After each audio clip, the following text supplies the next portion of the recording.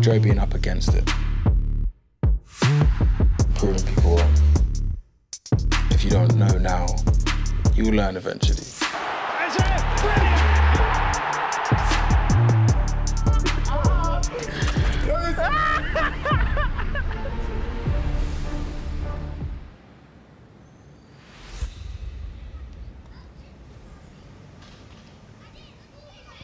My goodness, I've not been back here in years. Oh my gosh, this is where we used to play 66, goal to goal, crossbar challenge. We would play here, we'd put our clothes on the benches right there. Brer would be here learning how to dribble, learning how to go in and out of the different players that were here. But when you're young, you're just in love with the sport. Yellow Cage, Millennium, that's where we grew up. Learning how to play football and where the love for football came from. That's special, man. Where we're from, it forces you to get good at football quickly, otherwise you're in trouble because bigger boys are around, so if you're not good, then you gotta go. The players that we were looking up to, like the olders that were playing there, it was all about skills, nutmegs, getting past players, scoring. They taught me how to play football. By the time he was coming here, he was already going to academies and playing for whether it be Fulham and Arsenal. So the rare time that he was allowed to come after a training session, you could just tell like he's got something different from the rest of the players that we were kicking with.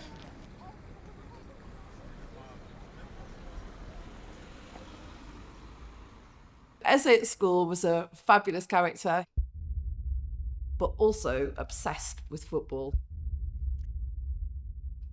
He was on Arsenal's books when he was at primary school, and all the children knew that. As a kid, that's all I knew. Arsenal was everything. So to play there, to not even understand what it meant to play first team football, but just to be, I would go in, I've got an Arsenal badge. I'm the kid that plays for Arsenal. During that period, it was amazing, but afterwards it became difficult because as a kid, your identity is almost wrapped up in that. When he was released by Arsenal, he ended up being very emotional. I think that showed the human side of him, which is that, look, I really want to be here. They don't want me. That's one of the hardest battles I've had. Because of what Arsenal meant to me at the time, I've got tears ready to pour down my face.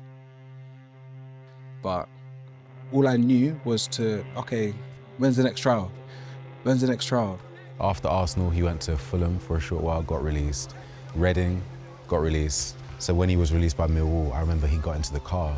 He was almost smiling. He was almost like, it'll be all right. I didn't get it this time, but this isn't where my story ends.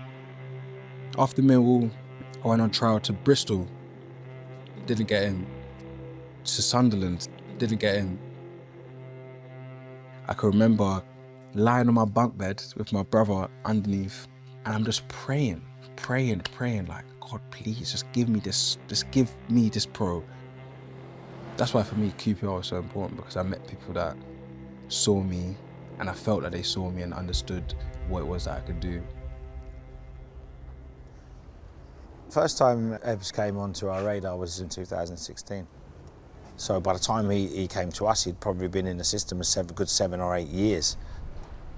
Although he was hurt, and really hurt when he got released by clubs, he's in the last chance saloon at QPR. That was a changing point in my career for sure. They helped me to understand that it's not about what you think and how you feel the game should be played. You have to respect the game that's in front of you.